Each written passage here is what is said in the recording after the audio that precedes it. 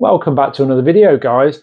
There are rumours circulating about a $1,000 Lego UCS Death Star due for release later this year, 2025, around September, October time.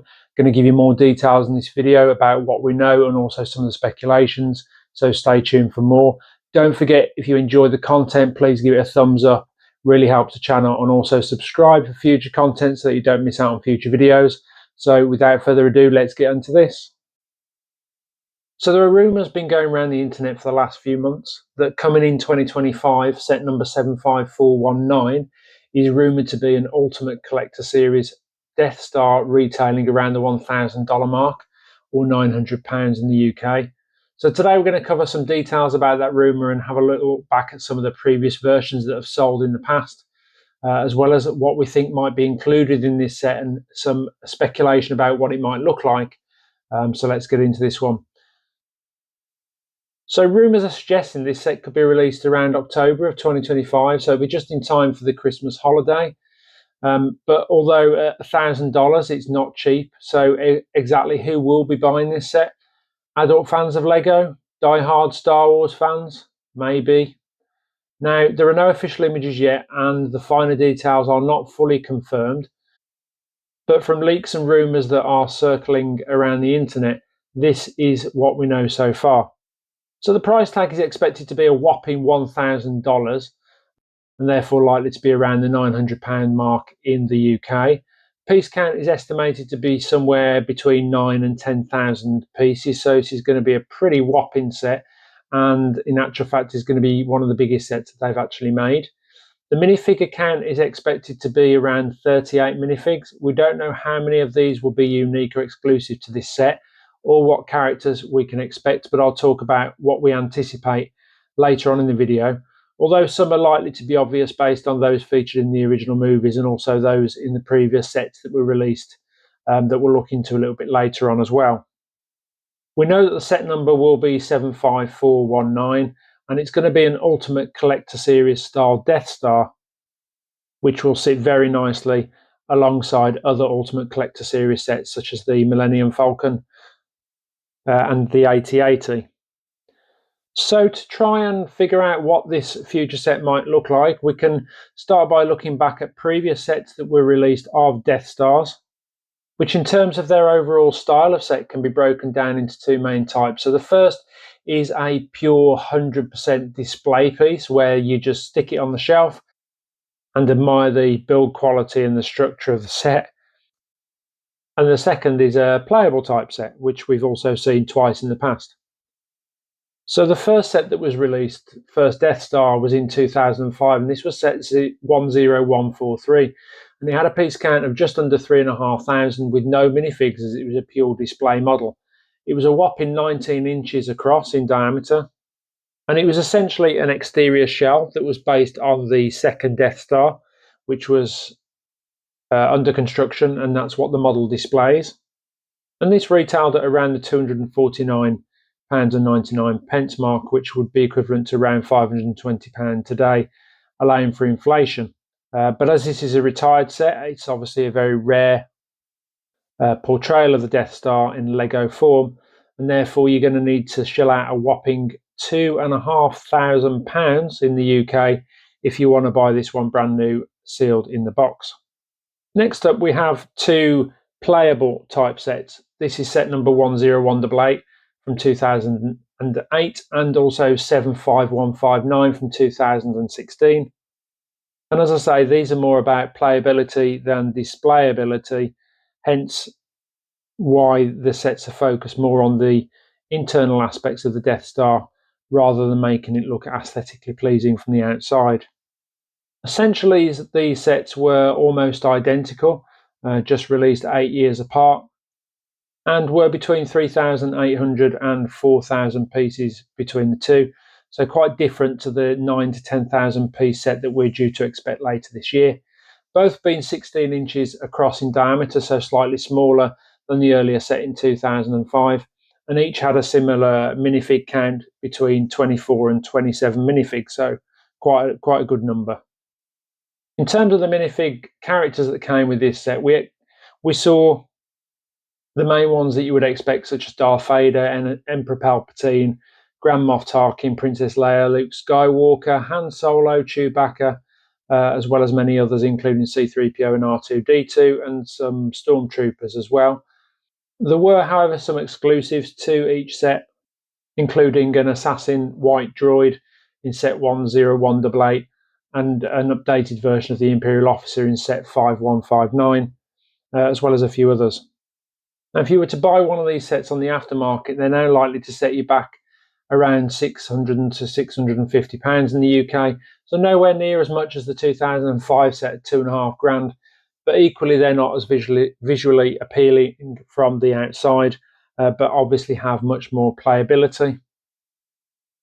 So with that quick recap of what we've had in the past, what is it that we can expect from this new set coming later this year? And that's obviously what you're all here for, is to try and find out what's coming. What we can expect from this is a $1,000 9 to 10,000 piece Ultimate Collector Series style Lego set. And I guess there's three aspects to consider as far as speculation goes. So firstly is the structure internally and externally. Secondly is the minifigs included. And thirdly are any microscale ships that might also be included with this set. So first up then, in terms of the structure, I believe it's like that we're going to see a combination of the styles that we've seen in the previous sets at a size somewhere between the 2005 set and the later sets, so around 16-17 inches in diameter. The 2005 set had a piece count of around 3,500, but it was quite flimsy on the stand, and its intention was purely to show a displayable version of the second Death Star under construction as we saw it in the movie, and this was achieved really, really well, apart from the fact that it was quite flimsy on the stand, and you had to be quite careful not to knock it over. But obviously, because its intention was displayability, no interior details were included. So for the new set, it's likely that we're going to see an increased piece count allocated to the outer shell, or that gives the main visual appearance and the outer structure of the Death Star. And this will provide good strength and stability to the overall structure. But I think it's also highly likely that we're going to see a lot of interior aspects to this build, or at least I would hope so, for the price tag that's going to be charged. And I think there are probably three main ways that they might achieve this. So the first might be through a hinge system where the Death Star opens along its vertical length, similar to what we saw in the Lego Batman Shadow box. The second way might be by lifting the top of the set off in order to reveal the inside, similar to how we would with a modular building or certain elements of the Millennium Falcon. And the third, and I think this is probably the most likely way it's going to be done, is through removal of individual panels to reveal key parts or rooms within the Death Star that emulate key moments within the film. But that's the structure.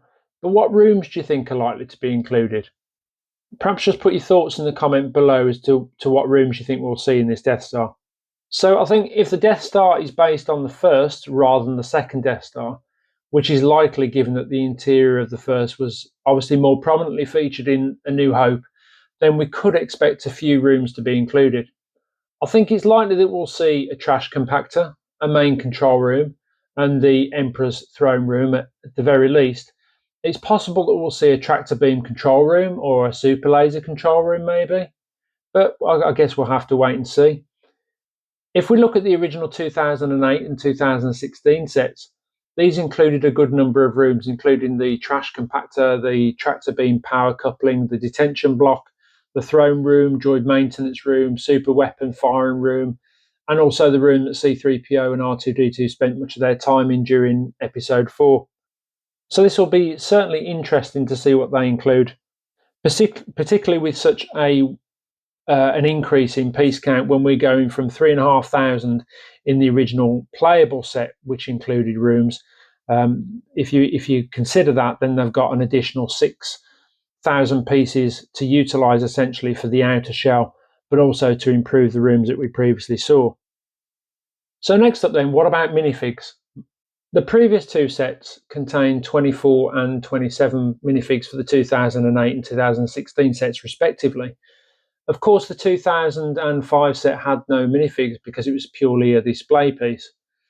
This set is rumoured to have close to 40 minifigs, so quite a few more than the original. Now, there will, of course, be some well-known characters, I expect, such as Darth Vader, Emperor Palpatine, Luke Skywalker as a Jedi, Leia, Han Solo, Chewbacca, Obi-Wan Kenobi, R2-D2, C-3PO. But will they be new versions exclusively included in this set? Or are they going to be figures that we've seen previously? They will obviously also have to include stormtroopers and likely include Royal Guards as well. But will we see an increase in the numbers included above the 2 of each that we've previously seen in the 2008 and 16 sets? Will we see multiples each of the same one, just like we did with the UCS 8080? Again, if you've got any particular thoughts on this, pop them down in the comments below. I'd be interested to hear what you think. Finally, we've got to think about the mini or micro ships that might be included with this model. So set 10188 and 75159 both included Darth Vader's TIE advanced ship with him inside. It would be nice if we could see a different or additional ships this time round, maybe Luke Skywalker's X-Wing or the Imperial Shuttle, maybe even a tiny version of the Millennium Falcon. Of course, I might be asking too much from that perspective.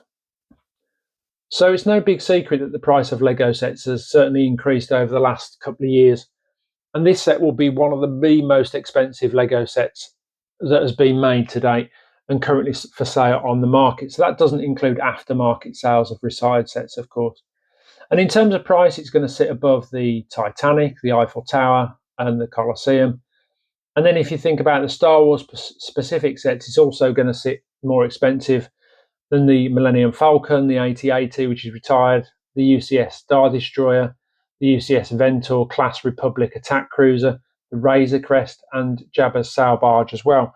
All of these sets retailing for around the $500 or more mark. Now, I'm not a massive Star Wars nut, but I did grow up watching these films, and Star Wars fans are pretty die-hard, and so are Lego Star Wars fans even more so.